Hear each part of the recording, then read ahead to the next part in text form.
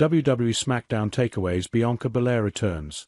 Andrade, Naomi qualify for mitb Friday Night SmackDown on May 30th took place at Thompson Bowling Arena in Knoxville, Tennessee and featured a face-to-face with Cody Rhodes, Jey Uso, John Cena and Logan Paul. This week's episode was packed with solid segments and very good matches. There were 2 more Money in the Bank qualifiers, and Bianca Belair returned. JC Mateo pinned R-Truth. The entire tag team division had a melee including the Wyatt Six, and we heard Damian Priest call out Jacob Fatu. Check out the top takeaways from this episode. Bianca Belair gets hometown welcome, warns Naomi. Kicking off this week's show was Knoxville's own Bianca Belair, who returned to WWE programming after a few weeks away to heal up, but is still sporting tape and a splint on her left hand. Belair took the mic and started the University of Tennessee's unofficial fight song, Rocky Top, which went over well with the crowd. After Belair talked about her recovery and eventual return, Naomi joined her in the ring. Naomi begged for Belair's forgiveness for her betrayal. She said she even went to Belair's parents' house and let herself in when nobody was home.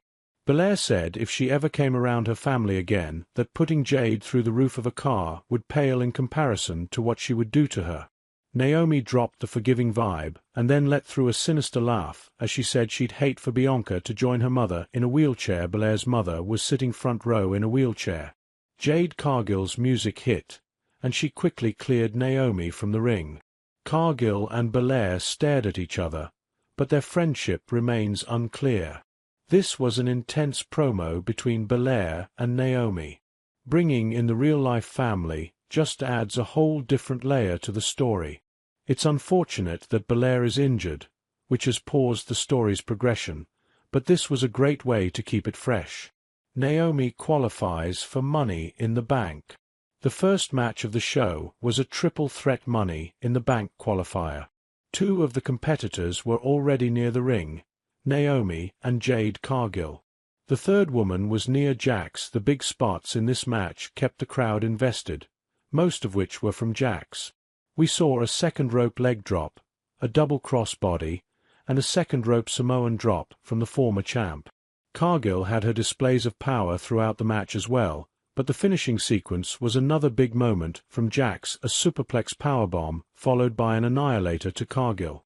Jax had them both stacked initially, but Naomi moved at the last moment and secured a 3 count by rolling up Jax. A win here was big for Naomi, as her heel persona continues to look very strong. The match was solid and Jax's big moments looked legitimately damaging. But what does this mean for Cargill and Jax? Will they find their way into the mitb? Javon Evans, Rey Fenix shine in tag match versus Los Garza. The bouncy one from NXT, Javon Evans made his SmackDown debut in a tag match alongside Rey Fenix against Berto and Angel, as Santos Escobar and Ethan Page watched from ringside. Seeing Evans and Fenix on the same team felt like something straight out of WWE 2K as they flew around the ring, inside and out, wowing the Tennessee audience.